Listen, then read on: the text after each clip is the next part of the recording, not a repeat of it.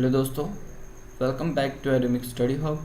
तो आज के इस वीडियो में हम EHI 07 आधुनिक Europe mid 18th to mid 20th centuries की बात करने वाले हैं। ठीक है, तो इस वीडियो में हम बेसिकली इसके मोस्ट इम्पॉर्टेंट 20 टॉपिक्स को कवर करेंगे जो कि आपके एग्ज़ाम पॉइंट ऑफ व्यू से बहुत ही इंपॉर्टेंट होने वाले हैं। तो अगर आपने अभी तक कोई भी पढ़ाई नहीं करी हुई देन फिर भी आपके लिए वीडियो बहुत हेल्पफुल होने वाली है। तो चलिए स्टार्ट करते हैं बिना देरी किए। तो सबसे पहला हमारा टॉपिक है फ्रांसीसी क्रांति, फ्रेंच रेवोल्यूशन 1789। तो सबसे पहले मैं आपको बता दूं, जो 1789 की जो ये क्रांति है, ठीक है, ये बहुत ही इंपॉर्टेंट टॉपिक है। ठीक है, फ्रांसीसी क्रांति बहुत ही इंपॉर्टेंट टॉपिक है, तो आप जितने अच्छे से इसको कर पाएँ कर लें। ठीक है, तो सबसे पहला है फ्रांसीसी क्रांति आधुनिक यूरोप के इतिहास की सबसे महत्वपूर्ण घटना मानी जाती है, क्योंकि 1789 में फ्रांस की जनता ने राजा लुई 16वें के निरंकुश शासन पर भारी करों और सामाजिक असमानता के विरुद्ध किया था। ठीक है, उसका विरोध किया था बेसिकली। तो यहाँ क्या है कि 1789 का ये फ्रांसीसी क्रांति जो है ये बहुत इंपॉर्टेंट मानी जाती है। क्यों? क्योंकि इस टाइम क्या कर रहा था, जनता ने राजा लुई 16 जो उस टाइम के निरंकुश शासन हुआ करते थे। निरंकुश का मतलब मैंने आपको पहले भी बताया है, इसका मतलब होता है जिसके ऊपर कोई अंकुश ना हो, जिसकी जो प्रॉपर तरीके से इंडिपेंडेंट हो। ठीक है, ऐसा राजा हो तो वो कुछ भी कर सकता है जनता के साथ। तो उसने क्या करा, भारी कर लगा रखे थे, समाज में अव्यवस्था फैली हुई थी, असमानता थी, तो उसका विरोध किया लोगों ने। ठीक है, तो समाज को बेसिकली 3 वर्गों में बांटा गया था, जिनमें कि प्रथम वर्ग और द्वितीय वर्ग को विशेष अधिकार प्राप्त है। ठीक है, यानी पहला और दूसरा वर्ग सही था, जबकि तीसरे वर्ग की अगर बात करें तो उन पर करों का सबसे अधिक बोझ था। ठीक है, आर्थिक संकट और प्रबोधन विचारों का प्रभाव था, और उसी ने क्या करा, क्रांति को जन्म दिया आगे चल के। और इस क्रांति के परिणाम स्वरूप सामंतवाद का अंत हो गया। ठीक है, मानव अधिकारों की घोषणा की गई तथा स्वतंत्रता, समानता और बंधुत्व के सिद्धांत स्थापित हो गए। ठीक है, नेक्स्ट है फ्रांसीसी क्रांति ने पूरे यूरोप में क्या करा, लोकतंत्र और राष्ट्रवाद के विकास को प्रेरित किया। ठीक है, तो इसलिए जो फ्रांसीसी क्रांति है बहुत ही इंपॉर्टेंट टॉपिक है, इसे आप पक्का कर लीजिए। नेक्स्ट है प्रबोधन आंदोलन। ठीक है, प्रबोधन आंदोलन क्या है, 18वीं शताब्दी में 18th सेंचुरी का जो एक सबसे बौद्धिक आंदोलन माना जाता है, जिसने तर्क, विज्ञान और मानव अधिकारों का महत्व दिया। और इस आंदोलन के प्रमुख विचारक जो थे वो वोल्टेयर, रूसो और मोंटेस्क्यू और जो थे डिड्रो थे। ठीक है, ये इनके प्रमुख विचारक थे, और इन विचारकों ने निरंकुश राजतंत्र, अंधविश्वास और चर्च के अत्यधिक प्रभाव का विरोध किया। उनके विचारों ने जो था फ्रांसीसी क्रांति, लोकतंत्र और आधुनिक राजनीतिक व्यवस्था की नींव रखी। ठीक है, बेसिकली इस टाइम अंधविश्वास का मतलब ये है कि उस टाइम चर्च का बहुत ज़्यादा दबाव रहता था लोगों के ऊपर। ठीक है, चर्च का दबाव रहने का मतलब ये नहीं है कि बाइबल ने कुछ कहा है तो उसके अकॉर्डिंग नहीं, चर्च का दबाव रहने का मतलब ये है जो चर्च के पादरी हुआ करते थे बेसिकली, जो कि दूसरे वर्ग में आया करते थे, तो उनको वो क्या करते थे, अपने अधिकारों को दूसरों पर सौंपा करते थे। ठीक है, वो अपना वर्चस्व बनाना चाहते थे, इसलिए जो हो सकता था उनसे वो करते थे, लोगों को डरा के रखना। ठीक है, अंधविश्वास में लगाए रखना, ये उनका काम था बेसिकली उस टाइम। देन है नेपोलियन बोनापार्ट और उसका प्रभाव। तो इसमें क्या है कि फ्रांसीसी क्रांति के बाद नेपोलियन बोनापार्ट फ्रांस का सबसे शक्तिशाली शासक बन गया। उसने प्रशासन, न्याय, शिक्षा में अनेक सुधार किए तथा नेपोलियन संहिता लागू कर दी। ठीक है, नेपोलियनिक कोड जो था वो लागू कर दिया उस टाइम पे उन्होंने। हालांकि उसने यूरोप के अधिकांश भाग पर विजय प्राप्त की। ठीक है, लेकिन अंततः 1815 में वाटलेरू जो थे उनका युद्ध में पराजित हो गए। ठीक है, यानी 1815 के युद्ध में जो वाटरलू थे वो युद्ध में पराजित हो गए। ठीक है, उसके शासन ने राष्ट्रवाद और आधुनिक प्रशासनिक व्यवस्था को पूरे यूरोप में फैलाया। ओके, नेक्स्ट है विलिया कांग्रेस 1815। तो नेपोलियन की हार के बाद यूरोप में शांति और संतुलन स्थापित करने के लिए क्या हुआ, 1815 में वियना कांग्रेस आयोजित की गई। ठीक है, इसका जो नेतृत्व था वो ऑस्ट्रेलिया के विदेशी मंत्री मेटरनिक ने किया। ठीक है, किसका, वियना कांग्रेस का। ठीक है, तो कांग्रेस का उद्देश्य जो था वो पुराने राजतंत्र की पुनर्स्थापना करना था, शक्ति की संतुलन बनाए रखना था और भविष्य में क्रांति रोकना था। ठीक है, यानी कोई क्रांति ना हो उसके लिए भी ध्यान रखना था। यद्यपि ये जो व्यवस्था है कुछ समय तक सफल रही, लेकिन राष्ट्रवाद और उदारवाद को रोक नहीं सकी। ठीक है, बेसिकली क्या हुआ, इन्होंने कोशिश तो करी, वियना कांग्रेस के थ्रू कोशिश की गई कि जो पुराने लोकतंत्र थे उसको वापस से रिस्टेब्लिश किया जाए, बट ज़्यादा टाइम तक ये चल नहीं पाई। ठीक है, और वो असफल रही। नेक्स्ट है हमारा 5वां टॉपिक, औद्योगिक क्रांति। औद्योगिक क्रांति का आरंभ जो है वो 18वीं शताब्दी में इंग्लैंड से हुआ था। मशीनों के प्रयोग, कारखानों की स्थापना और भाप इंजन तथा नई तकनीकों ने उत्पादन पर क्रांतिकारी प्रभाव किए, परिवर्तन किए। इसके परिणाम स्वरूप क्या हुआ कि जो शहरीकरण था उसका विकास हुआ, पूंजीवाद, मजदूर वर्ग का जो था उदय हुआ, तथा आधुनिक औद्योगिक जो समाज था उसका भी विकास हुआ। साथ ही श्रमिकों के शोषण के, प्रदूषण और सामाजिक असमानता जैसी समस्याएं भी उत्पन्न हुई। ठीक है, यानी कहीं अगर कुछ अच्छा हो रहा है तो उसी के साथ साथ बहुत सारी चीज़ें बुरी भी होती हैं। फॉर एग्जांपल देखें तो जैसे कि पुणे है, अभी पुणे या फिर महाराष्ट्र है, ये इंडिया का जो ना सबसे बड़ा है हब किसका, इंडस्ट्रियल एरिया का। लेकिन यहीं पर अगर आप जाओगे तो आप देखोगे कि वहाँ कितनी गंदगी फैली हुई है। ठीक है, कितना मतलब कि फैक्ट्रियों का कूड़ा है या उनके जो केमिकल्स होते हैं ये यूं ही बह रहे हैं। ठीक है, उसके वजह से क्या है, वहाँ पे आप देखोगे तो कहीं ना कहीं बारिश भी कम हो रही है। साथ ही साथ वहाँ पर एनवायरनमेंट जो है ना वो उतना अच्छा नहीं है। ठीक है, अगर इंडस्ट्रियल एरिया की बात करें तो वहाँ बिल्कुल अच्छा नहीं है। तो ये चीज़ें होती हैं, जहाँ पर आप फैक्ट्री लगा रहे हो वहाँ पर अगर आप एनवायरनमेंट का ध्यान नहीं रख रहे तो नुकसान तो है। नेक्स्ट है पूंजीवाद और समाजवाद। औद्योगिक क्रांति के बाद पूंजीवाद का विकास हुआ, जिसमें क्या हुआ, उत्पादन के साधनों पर निजी स्वामित्व हुआ। ठीक है, यानी संसाधन के जो साधन थे, ठीक, उत्पादन के जो साधन थे उस पर क्या हुआ, निजी स्वामित्व हो गया, यानी पर्सनलाइजेशन हो गया उसका, तथा लाभ कमाना मुख्य उद्देश्य होता था उस टाइम। इसके विरोध में समाजवाद का विकास हुआ, जिसने कि समानता, सामाजिक न्याय और संसाधनों के समान वितरण पर बल दिया। कार्ल मार्क्स और फ्रेडरिक एलेक्स जो थे समाजवाद के प्रमुख विचारक थे। नेक्स्ट है हमारा राष्ट्रवाद का उदय। तो इसके अंदर क्या है कि राष्ट्रवाद वह भावना है जिसमें लोग अपनी भाषा, संस्कृति, इतिहास और राष्ट्र के प्रति एकता और निष्ठा रखते हैं। फ्रांसीसी क्रांति और नेपोलियन के प्रभाव से क्या हुआ, यूरोप में राष्ट्रवाद तेजी से फैला। इसी भावना के कारण जर्मनी और इटली का एकीकरण संभव हुआ। अनेक राष्ट्रवाद और जो स्वतंत्रता आंदोलन थे उनको प्रेरणा मिली इससे। तो बेसिकली राष्ट्रवाद का उदय की बात करें तो राष्ट्रवाद क्या है, एक भावना है। ठीक है, राष्ट्रवाद कोई ऐसा नहीं है कि कोई ग्रुप है या कुछ है, राष्ट्रवाद एक भावना है, मन की दशा है कि आपका जो वो है लव है, आपका प्रेम आपके देश के प्रति। ठीक है, जिसमें लोग अपने भाषा, संस्कृति, इतिहास और राष्ट्र के प्रति एकता और निष्ठा दिखाते हैं। नेक्स्ट है जर्मनी का एकीकरण। अगर इसकी बात करें तो 19वीं शताब्दी में जर्मनी अनेक छोटे छोटे राज्यों में विभाजित था। प्रशा के प्रधानमंत्री ऑटो वॉन बिस्मार्क ने रक्त और लौ की नीति अपनाई थी। ठीक है, और उसको अपनाकर जर्मनी का एकीकरण किया। रक्त और लौ की नीति जो है किसके द्वारा अपनाई गई, उस टाइम के प्रशा के प्रधानमंत्री ऑटो वॉन बिस्मार्क के द्वारा। तो ये इसके बारे में आप एक थोड़ा सर्च करिएगा।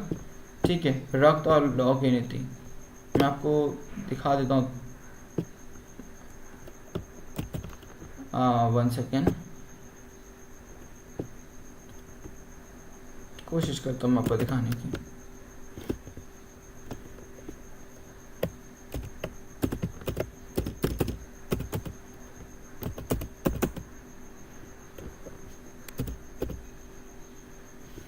ब्लड एंड आयरन पॉलिसी, ठीक है, ये देखिए यहाँ पे, the blood and iron policy was the ruthless strategy of military force and strict governance implemented by Sultan Ghiyasuddin Balwan to consolidate power and maintain stability in Delhi Sultanate। Okay, ये बाद वाला है। ओके, हम अभी पढ़ रहे हैं किसका, यूरोप का।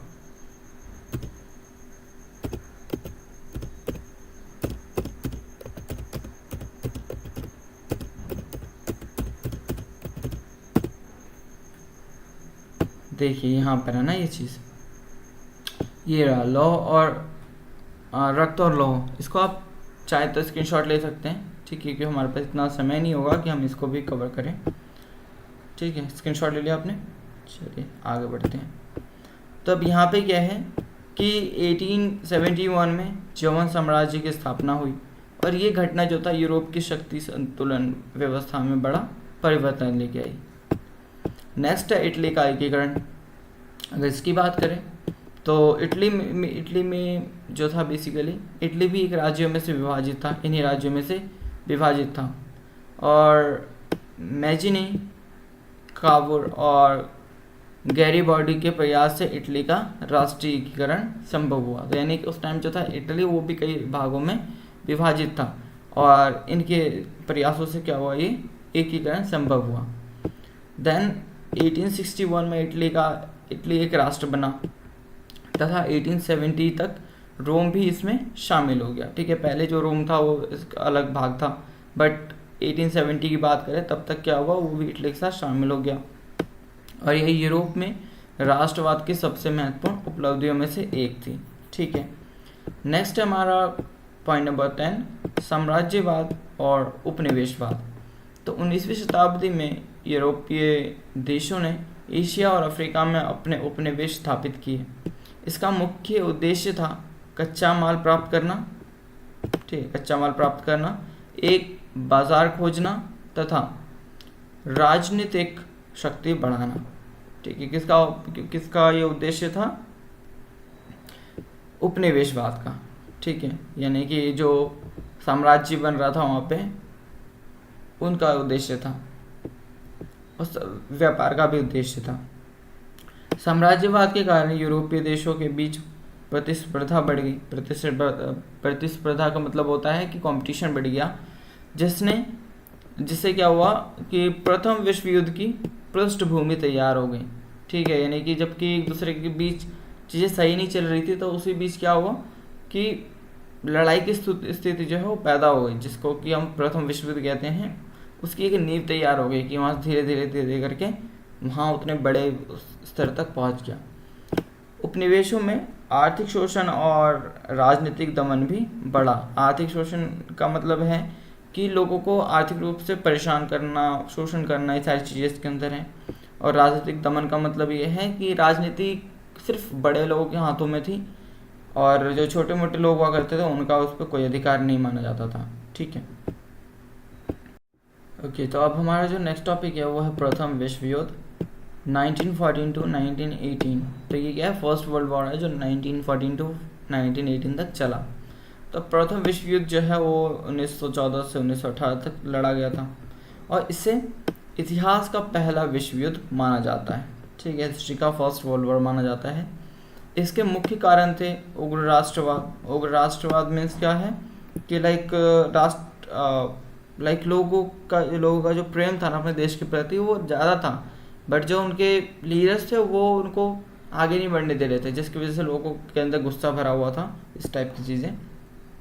साम्राज्यवाद, सैन्यवाद, गुप्त सैन्य संबंधी और ऑस्ट्रेलिया के युवराज फ्रांज फर्डिनेस की हत्या। ठीक है, तो युद्ध दो गुटों में जो था वो विभाजित था। मित्र राष्ट्र जिसमें कि ब्रिटेन, फ्रांस और रूस थे, और केंद्रीय शक्तियों में जैसे कि जर्मनी, ऑस्ट्रेलिया, हंगरी और तुर्की था, तो इनके बीच हुआ ये। और यूरोप जो युद्ध में लाखों लोगों की मृत्यु भी हो गई। यूरोप की अर्थव्यवस्था बुरी तरह से प्रभावित हुई और 1919 की जो वर्साई संधि थी उसके माध्यम से जो था युद्ध ये समाप्त हो गया। तो ये वर्साई संधि भी एक इम्पॉर्टेंट टॉपिक आ जाता है इसके अंदर, तो इसको भी आप याद रखिएगा। ये कौन सी संधि थी जिसके तहत की जो फर्स्ट वर्ल्ड वॉर था उसको समाप्त किया गया, और ये कब आया? 1919 में। लेकिन इसकी कठोर शर्तों ने जो था जर्मनी के असंतोष पैदा कर दिया, ठीक है। लेकिन कुछ शर्त थे जो कि जर्मनी को अस्वीकार थे, उनको मान्य नहीं था, जो कि आगे चल के द्वितीय विश्व युद्ध का एक प्रमुख कारण भी बना, ठीक है। यानी कि यहाँ से सही से युद्ध समाप्त नहीं हो पाया। बेसिकली ऊपर से हाँ हो गया, बट अंदर ही अंदर क्या था, लोग असहमत थे उससे, प्रस्ताव से। नेक्स्ट है रूसी क्रांति, जो कि कब हुआ? 1917 में हुआ। 1917 का रूसी क्रांति भी बहुत इम्पोर्टेंट है। 1917 की रूसी क्रांति विश्व इतिहास की सबसे महत्वपूर्ण राजनीतिक घटनाओं में से एक मानी जाती है। जार निकोलस से द्वितीय ने निरंकुश शासन, आर्थिक संकट, किसानों और मजदूरों की दयनीय जो स्थितियाँ थी तथा प्रथम विश्व युद्ध की कठिनाइयों ने क्रांति को जन्म दिया, ठीक है। फिर अगर देखें तो व्लादिमीर लेनिन के नेतृत्व में बेल्शेविकों ने सत्ता पर कब्जा कर लिया और दुनिया का पहला समाजवादी राज्य स्थापित किया। और इस क्रांति ने जो था साम्यवाद के प्रसार और विश्व राजनीति को गहराई से प्रभावित किया, ठीक है। तो यानी बेसिकली रूसी क्रांति जो है वो क्या हुआ, वो विश्व इतिहास का सबसे महत्वपूर्ण राजनीतिक घटनाओं में से एक माना जाता है। जार निकोलस द्वितीय जो थे वो एक निरंकुश शासक थे, जिन्होंने आर्थिक संकट, किसानों और मजदूरों की दयनीय स्थिति तथा प्रथम विश्व युद्ध की कठिनाइयों के कारण क्या हुआ, एक क्रांति को जन्म दिया। नेक्स्ट है, ठीक है, बेसिकली इन्हीं के कारण क्या हुआ, रूसी क्रांति को जन्म दिया, यानी कि लोग ही उसके खिलाफ थे, शासन के खिलाफ थे। नेक्स्ट है वर्साई की संधि, जो अभी मैंने ऊपर देखा। तो वर्साई की संधि 1919 का एक बहुत महत्वपूर्ण घटना है। प्रथम विश्व युद्ध के बाद 1919 में वर्साई की संधि हुई और इस संधि के अनुसार जर्मनी को युद्ध का दोषी ठहराया गया, ठीक है। इन जर्मनी पे पूरा दोष डाला गया कि आप की वजह से युद्ध हुआ था। उस पर जो था भारी क्षतिपूर्ति लगाई गई तथा उसकी सेना और क्षेत्र दोनों सीमित कर दिए गए। यानी कि क्या हुआ, इस टाइम पे उनके ऊपर बहुत ही प्रतिबंध लगा दिए गए। अचानक से उनके ऊपर बहुत सारे क्षतिपूर्ति कराने के लिए, यानी जो नुकसान हुए हैं उसके लिए उनको भरपाई करना पड़ा। तो इस टाइप की बहुत सारी घटनाएं हुई जिसकी वजह से कि वो असहमत थे। नेक्स्ट है, इन कठोर शर्तों के कारण जर्मनी में आर्थिक संकट आया, राष्ट्रीय अपमान तथा भावना उत्पन्न हो गई, ठीक है। यानी होता है ना कि अगर देश में कुछ हो रहा है तो सिंपल सी बात है कि जो देश का शासक है या फिर देश के लोग हैं उनके लिए वो एक क्या हो, बेइज्जती टाइप की फील होगी, ठीक है। तो राष्ट्रीय अपमान माना गया उसे। और असंतोष का लाभ उठाकर एडोल्फ हिटलर सत्ता में आ गया उस टाइम पे, क्योंकि लोग असंतोष थे, लोगों के अंदर जो था, लोग ऑलरेडी मतलब चीज़ से लड़ रहे थे, तो उसका फ़ायदा उठा करके क्या हुआ, हिटलर सत्ते में आ गया। टाइप ऑफ फॉर एग्जांपल देखे जैसे कि हमारे भारत में लोग क्या है, धर्म के नाम पे कुछ भी कर देते हैं ना कई बार, है ना। सबकी बात नहीं कर रहा, बट धर्म के नाम पे अगर आपको बोल दिया कि कुछ करना है तो आप कर दोगे, बेशक आपको ये ना बताओ कि उसके आगे रीज़न क्या है। जो आपका सामने वाला सत्ताधारी है, यानी कि जो भी शासन में बैठा हुआ है, वो किस मोटिव से आपको चीज़ करने के लिए बोल रहा है, लेकिन आप कर दोगे, है ना। तो सेम वहाँ पे भी क्या था, लोग, क्योंकि लोगों को सिर्फ वो चाहिए था, छुटकारा चाहिए था, तो लोगों ने हिटलर का साथ दिया। बट बाद में जाके हिटलर ने क्या करा, सत्ता स्थापित करते ही लोगों पे अत्याचार करना स्टार्ट कर दिया, जिससे क्या हुआ, द्वितीय विश्व युद्ध का मार्ग प्रदर्शित हुआ। नेक्स्ट है राष्ट्र संघ, लीग ऑफ नेशंस। तो इसमें क्या है कि प्रथम विश्व युद्ध के बाद विश्व शांति बनाए रखने के उद्देश्य से राष्ट्र संघ की स्थापना की गई थी। इसका मुख्य उद्देश्य जो था वो था देशों के बीच विवादों का शांतिपूर्ण समाधान तथा भविष्य के युद्धों को रोकना था। ठीक है, बेसिकली क्या होता है कि ये एक इंटरनेशनली मतलब ग्लोबल उस पे तौर पे ये है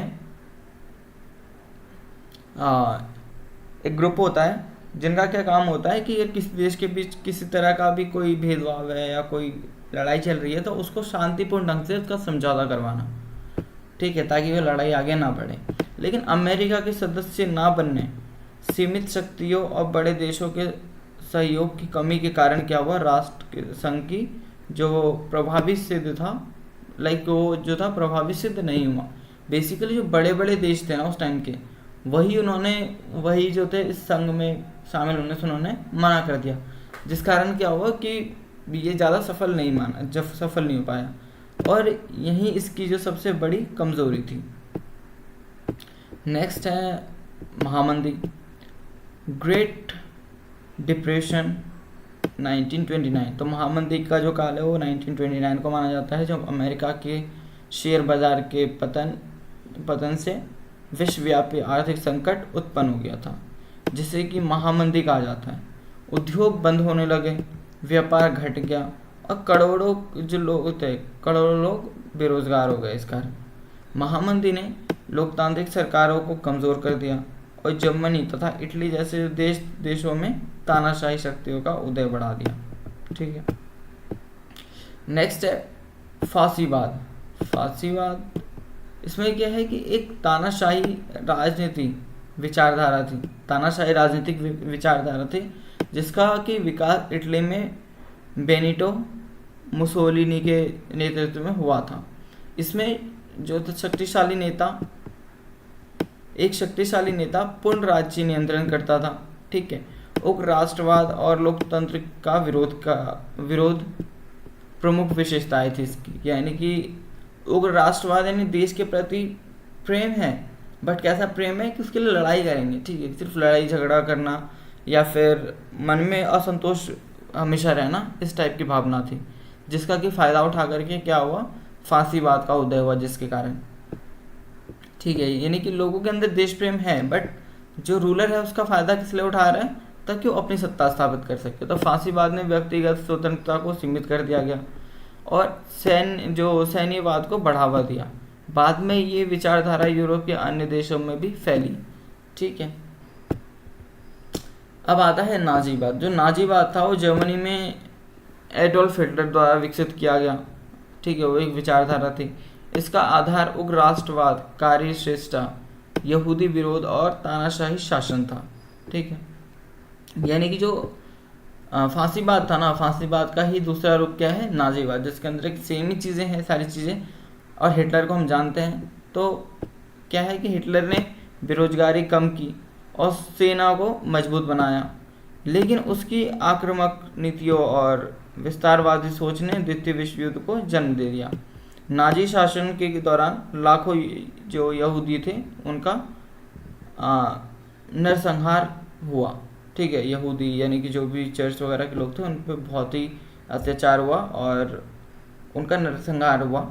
ठीक है, तो बेसिकली हिटलर ने क्या करा, बेरोजगारी कम की, सेना को मजबूत बनाया, लेकिन जो उसका शासन था ना वो बहुत ही क्रूरतापूर्ण रहा है। तो यहाँ क्या है, द्वितीय विश्व युद्ध, जो कि 1939 से 1945 तक हुआ। ठीक है, तो आपको दोनों विश्व युद्ध का जो समय है ना वो याद रखना बहुत इंपॉर्टेंट है, चाहे आपके एग्ज़ाम में आए या ना आए, क्योंकि ये जो है ये विश्व युद्ध ये दुनिया का सबसे खतरनाक विश्व युद्ध माना जाता है, सबसे बड़ा युद्ध माना जाता है। तो द्वितीय विश्व युद्ध जो है वो 1939 में जर्मनी द्वारा पोलैंड पर आक्रमण के साथ क्या हुआ, शुरू हो गया। और यह युद्ध जो था दो मित्र राष्ट्रों के बीच हुआ था बेसिकली, जिसमें कि मित्र राष्ट्र और ध्रुवीय राष्ट्र थे। और 1945 में क्या हुआ, जर्मनी और जापान की हार के बाद ये युद्ध समाप्त हो गया। यानी कि उस टाइम पे क्या हुआ था, साथ ही साथ हम देखें तो जर्मनी पे परमाणु बम से भी हमला किया गया था और इसके परिणाम स्वरूप संयुक्त राष्ट्र की जो थी स्थापना हो गई। उपनिवेशवाद का पतन तेजी से हो गया और अमेरिका तथा सोवियत संघ दो महाशक्तियों की शक्ति जो थे वो उभर के सामने आए। ठीक है, नेक्स्ट है उपनिवेशवाद का पतन। तो फर्स्ट मतलब कि जो थे सोवियत संघ और अमेरिका, ठीक है, इन्हीं के बीच ये लड़ाई स्टार्ट हुई थी।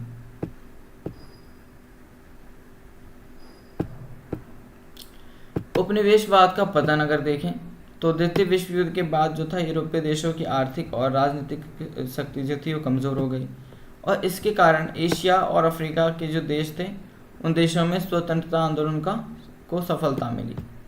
भारत, इंडोनेशिया, घाना तथा कई अन्य देशों ने जो था स्वतंत्रता प्राप्त की, और इससे विश्व युद्ध में एक स्वतंत्र राष्ट्रों का उदय हुआ और यूरोपीय राष्ट्रवाद का प्रभाव कम हो गया। ठीक है, अब नेक्स्ट है हमारा 20वां, जो कि इस लेक्चर का भी लास्ट टॉपिक होने वाला है, आधुनिक यूरोप पर विश्व युद्ध का प्रभाव। तो आधुनिक यूरोप की अगर बात करें तो ये दोनों विश्व युद्धों ने यूरोप की राजनीति, अर्थव्यवस्था और समाज को पूरी तरह से बदल दिया। ठीक है, बहुत नुकसान पहुंचा, करोड़ों लोगों को की मृत्यु हो गई, अनेक राष्ट्र नष्ट हो गए, और यूरोप की जो वैश्विक प्रभुता थी वो बहुत ही कमज़ोर हो गई। ठीक है, और इन युद्धों के बाद लोकतंत्र, मानवाधिकार, राष्ट्रीय सहयोग और शांति की जो आवश्यकता थी उस पर अधिक बल दिया गया। संयुक्त राष्ट्र की स्थापना तथा शीत युद्ध की जो शुरुआत थी वो आधुनिक विश्व व्यवस्था की नींव रखी। ओके, तो बेसिकली यहाँ पे क्या है कि अगर इसकी बात करें द्वितीय विश्व युद्ध, तो वो तो इनके बीच हुआ था। ठीक है, मित्र राष्ट्र और धुरी राष्ट्र। देन उसके बाद वहीं से जो था सोवियत संघ और अमेरिका की स्थापना हुई, जिसके बाद फिर उनके बाद जाकर के उनके बीच में शीत युद्ध हुआ था। शीत युद्ध बेसिकली क्या था, जो कि दो भावनाओं के बीच युद्ध था। ठीक है, शीत युद्ध कोई ऐसे लाइक कि कोई वैसा युद्ध नहीं हुआ था, बट शीत युद्ध का मतलब ये है कि मानसिक रूप से युद्ध हुआ था, कि उनको ऐसा लग रहा था कि वो उन पर हमला करेंगे, या फिर इनके मन में था कि वो उन पर हमला करेंगे। इस टाइप की चीज़ें कन्फ्यूजन चल रही थी। ठीक है, तो यहाँ पे हमारा ये लेक्चर होता है, ये समाप्त होता है, और लास्ट में हम कुछ देख लेते हैं जो सबसे ज़्यादा पूछे जाने वाले टॉपिक्स हैं।